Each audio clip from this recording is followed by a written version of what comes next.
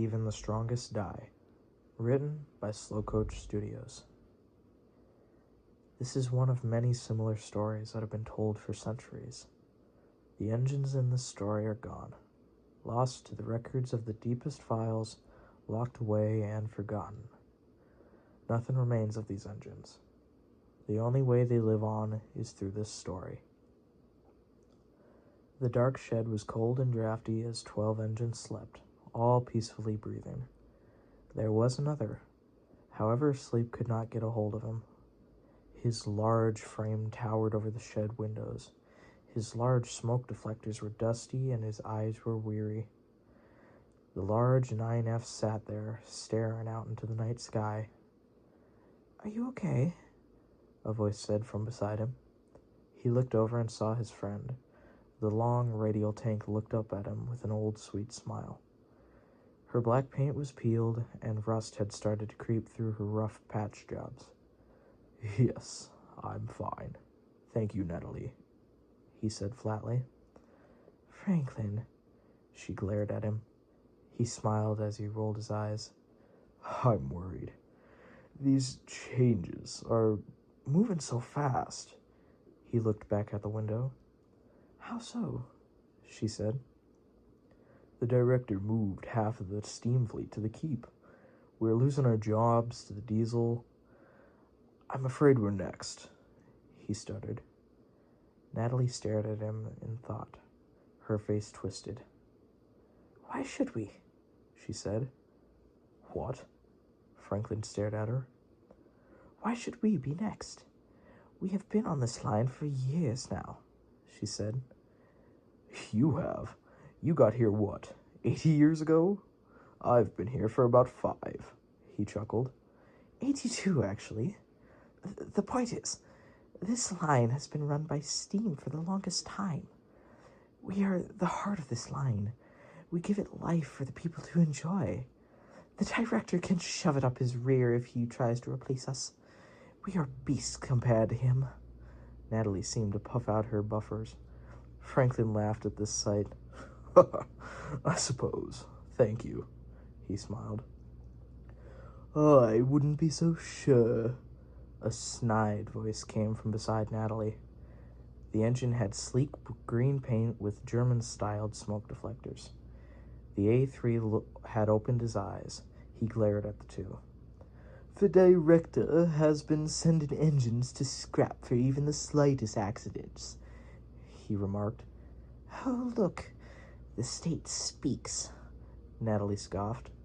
"Singapore is a country, not a state," Singapore growled.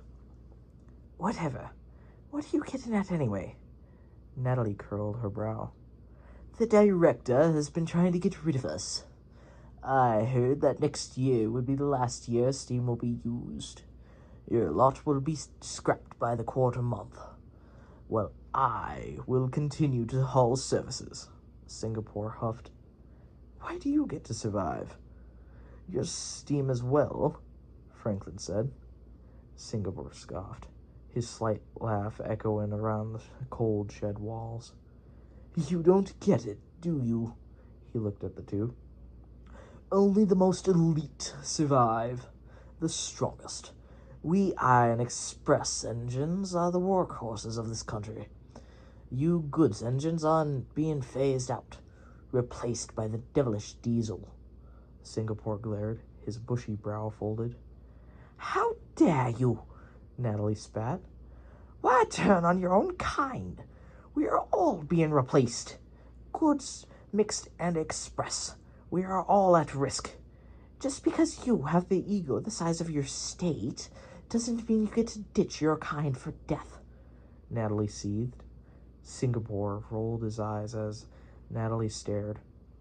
"Think what you want. Your days are limited."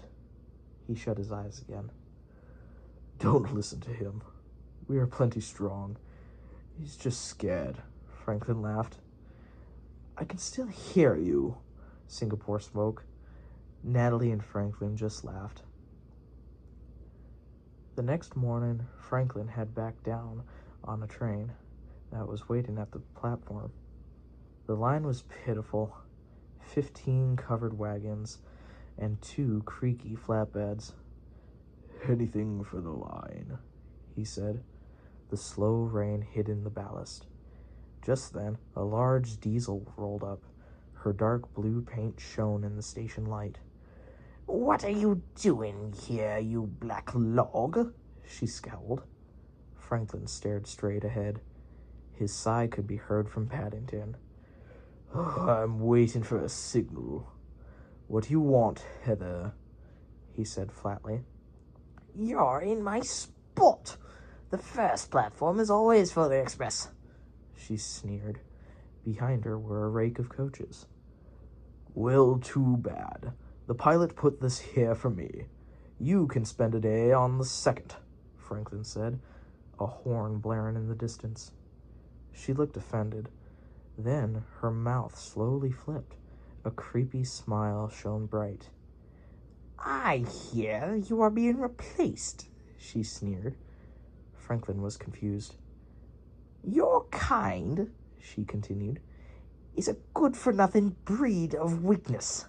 The director has shut down the coastal branch. This is the last steam-operated line on the British Rail," she said. Franklin felt cold. The way she said it was not cold, but it was powerful. "Surely the pilot is still in use?" He tried to sound confident. "Nope. See for yourself." She looked back. He looked with her and saw a diesel go by. He assumed it was a good service. His fire sunk deep into the coal that was filled his firebox. Behind the diesel was a line of engines. Steam engines. 3 terriers looked miserable. A Dean's Good was arguing with the diesel, shouting obscenities. A few others went by, all having their funnels and side rods taken off, with the last one being a Duchess with a chipped buffer.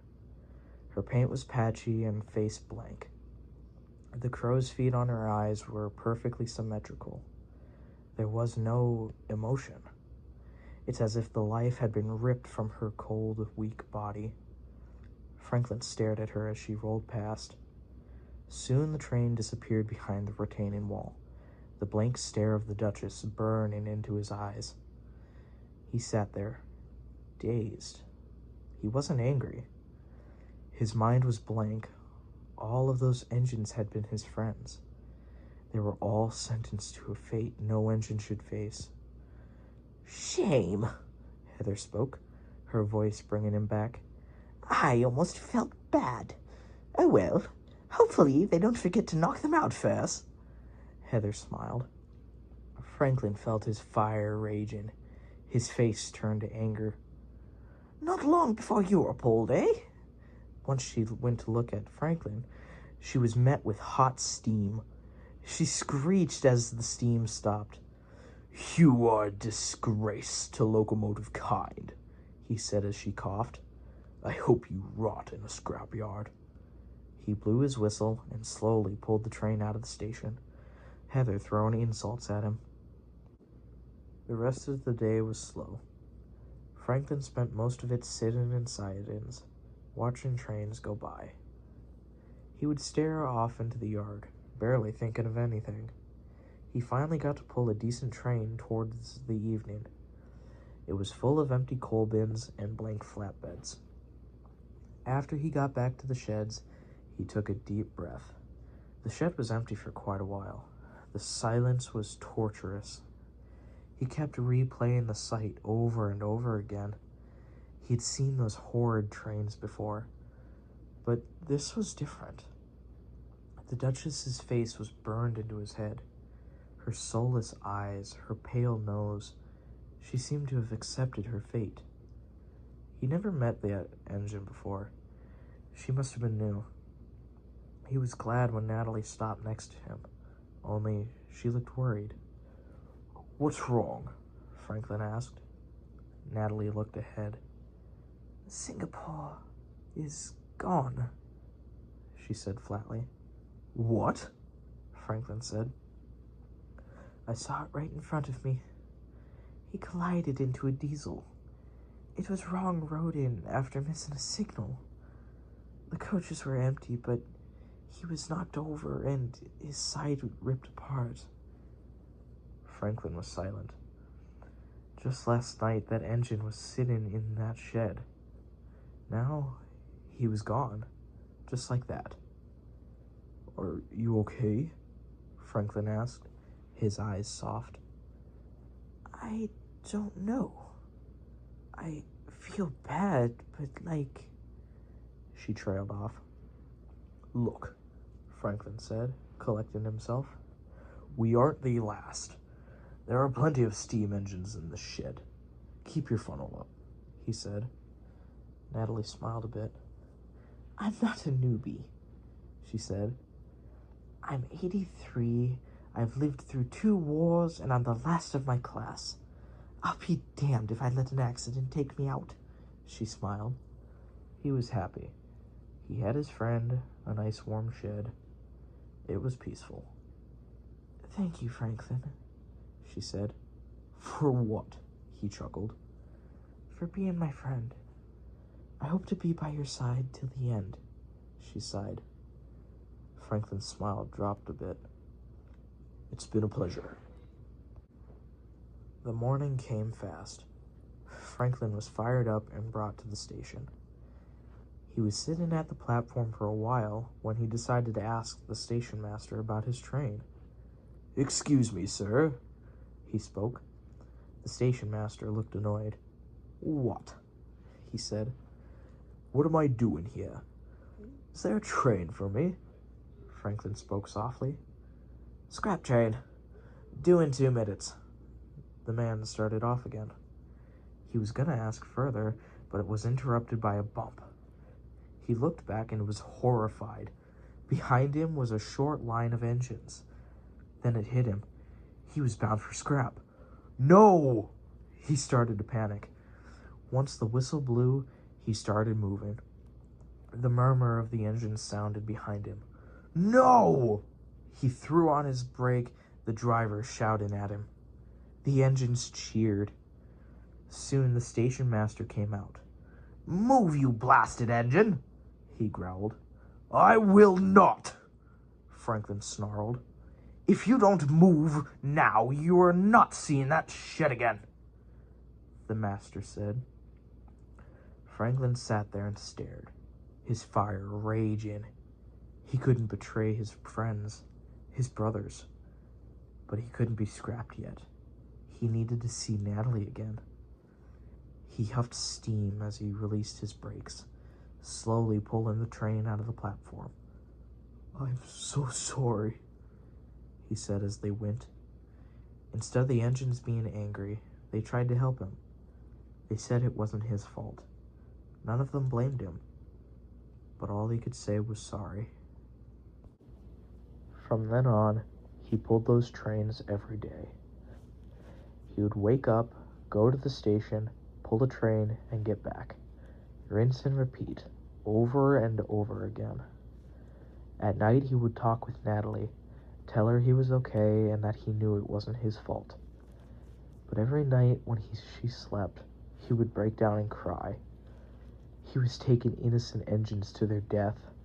The cries and begging of the engines he pulled rung loud in his head. It was the worst when he would face the first engine when pulling them. The fear in the eyes, the pleading of mercy. He'd started to stare ahead and painfully ignore them. Every face, every dusty body reminded him of that Duchess. Only none of the engines had given up, not like the Duchess. The days seemed to blend. He didn't even know Natalie had stopped coming to the shed. One bleak day, he was coming down on a train when he realized. "No," he said, the emotion coming back to him. At the front of the train was an engine he knew too well. The patchy repairs, her rusted paint. "Hey, Franklin," she spoke, her voice somber. "No," he said again. "Yes, my boiler finally gave in. At least it wasn't an accident," she smiled. I'm I'm sorry. Franklin looked up as he was coupled to her. Don't be. I've lived as long as I could, she sighed. It could have been longer. I shouldn't have to pull you to your death. He choked, a tear falling to his cheek. The train had started to move after the cry of the whistle. You should. You are the strongest engine I know. You have pulled many of these trains. Your willpower is the strongest part about you, she said, her voice steady. I can't. Franklin couldn't look at her. You can. I have loved being your friend for all these years. I know you will be okay. She looked up at him. Look at me, hon. Franklin slowly turned his gaze to her. He was now face to face with her. The strongest fight till the end. You have many battles ahead of you.